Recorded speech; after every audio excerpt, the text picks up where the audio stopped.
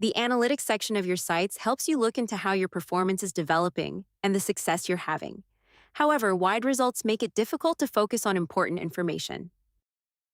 Now you can use advanced filters to narrow results using available dimensions. Let's learn how. Head to the Analytics tab in the Sites section and select the funnel, website, or webinar you want to view. Click the Advanced filter to add one or more filters.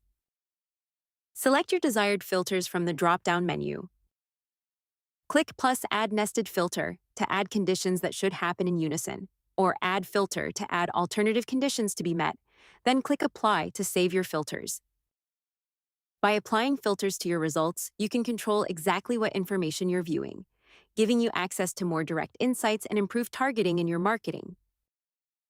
This makes it easier to explore performance, compare segments, and uncover insights without exporting data or reviewing everything at a high level.